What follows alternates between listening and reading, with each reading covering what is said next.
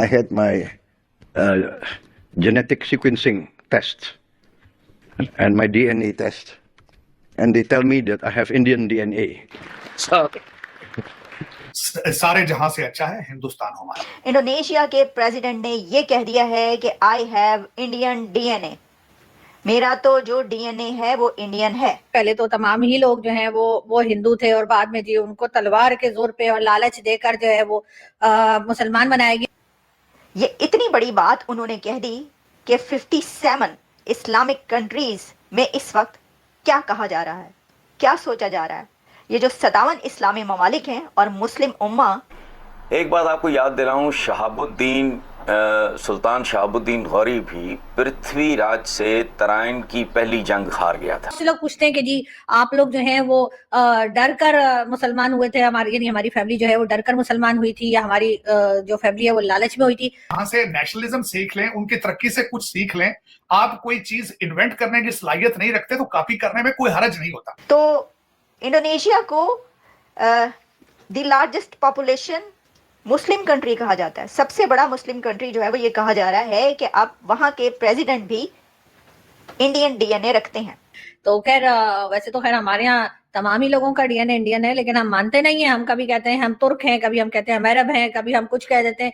Indonesia के president ने एक ऐसी स्टेटमेंट जारी की है जिसपे तहलका मचा दिया। हेलो दोस्तों, इंडोनेशिया के राष्ट्रपति प्रबोवो सुबियांतो ने रविवार को राष्ट्रपति द्रौपदी मुर्मू द्वारा आयोजित रात्रि भोज के दौरान चुटकी लेते हुए कहा कि उनमें भारतीय डीएनए है, जिस पर राष्ट्रपति, उपराष्ट्रपति जगदीप धनखड़ और प्रधानमंत्री सभा में मौजूद सभी लोगों के बीच ठहाके गूंज उठे। इंडोनेशिया के राष्ट्रपति ने कहा कि कुछ ही सप्ताह पहले उन्होंने अपना जेनेटिक स्कैनिंग टेस्ट और डीएनए टेस्ट करवाया था। उन्होंने मुझे बताया कि मेरा डीएनए भारतीय है। हर कोई जानता है कि जब भी मैं भारतीय संगीत सुनता हूं तो मैं नाचने लग जाता हूं। उसके बाद जब उनके लिए खाने का एहतमाम किया गया और ये भी एक ग्रैंड रिसेप्शन थी उनके लिए, या ग्रैंड डिनर था जिसमें इंडिया के प्राइम मिनिस्टर नरेंद्र मोदी भी मौजूद थे, डॉक्टर जयशंकर भी मौजूद थे, मर्मो साहिबा भी मौजूद थी और बहुत से दूसरे जो डिग्निटरीज थे वो भी मौजूद थे। वहां पर इंडोनेशिया के प्रेसिडेंट ने ये कह दिया है कि I have Indian DNA,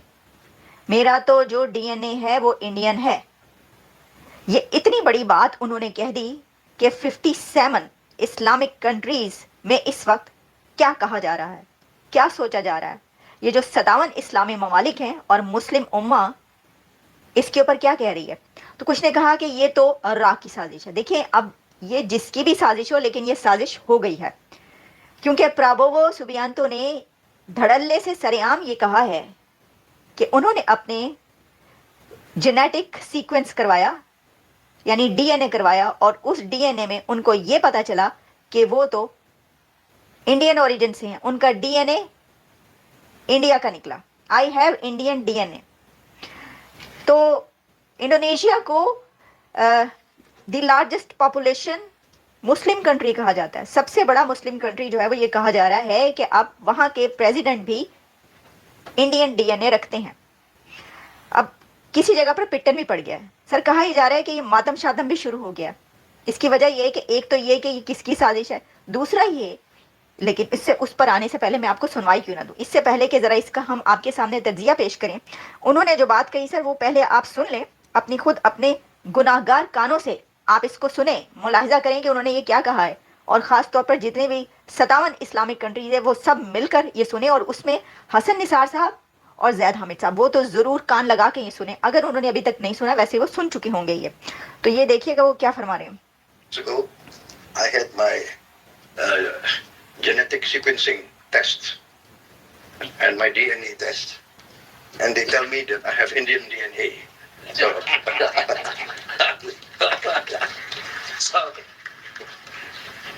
and everybody knows when I hear Indian music, I start dancing. So भाई वो जैसे ही इंडियन म्यूजिक सुनते हैं वो कह रहे हैं कि मैं डांस करना शुरू कर देता हूँ। अच्छा, प्रॉब्लम ये है कि ये तो पूरी दुनिया में होता है।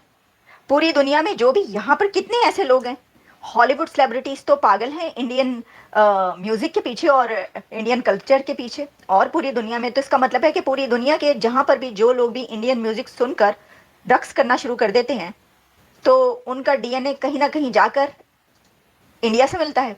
क्या इसको ये समझे हम?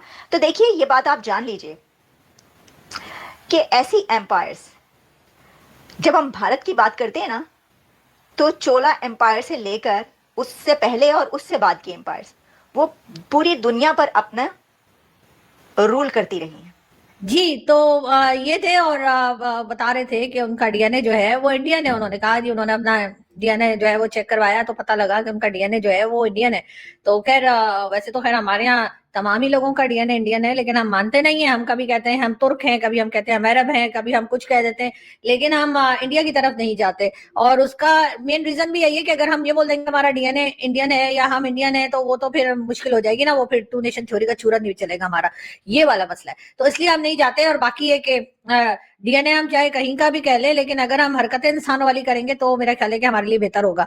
लेकिन बहरहाल जैसे अक्सर लोगों को पता ही है कि जब पाकिस्तान हिंदुस्तान के बीच में बंटवारा हुआ था या जो पार्टीशन हुई थी, तो उसके बाद डेफिनेटली जो लोग यहीं रह गए या जो लोग यहाँ से वहां चले गए या वहां से यहाँ चले आए, तो उनके डीएनए तो खैर वही रहेंगे ना। अब अगर मेरे ग्रैंडफादर जो है वो प्रयागराज से यानी कड़ा वहां से आ जाएंगे, मेरी जो नाना जी हैं वो दिल्ली से आ जाएंगे, तो कोई डीएनए उनका कोई अरब थोड़ी हो जाएगा, वही रहेगा ना। बहुत से लोगों का ये भी कहना है कि जी ये तो पहले ये नहीं, हमारे इंडियन दोस्तों का कहना है कि पहले तो तमाम ही लोग जो हैं वो हिंदू थे और बाद में जी उनको तलवार के जोर पे और लालच देकर जो है वो मुसलमान बनाया गया। और ये चीज सलमान रशीद साहब ने भी कही, ना सिर्फ मेरे शो में बल्कि वैभव सिंह जी के शो में भी। सलमान रशीद साहब जब उनका शो मैंने देखा आए थे, तो उन्होंने यही बताया था कि किस तरीके से डरा धमका के या लालच देके लोगों को उस वक्त मुस्लिम किया गया था उस जमाने में। खैर वो तो खैर पुरानी बात हो गई, अब तो जो हो गया सो हो गया। हमें बहुत से लोग पूछते हैं कि जी आप लोग जो हैं वो डर कर मुसलमान हुए थे, हमारी यानी हमारी फैमिली जो है वो डर कर मुसलमान हुई थी, या हमारी जो फैमिली है वो लालच में हुई थी।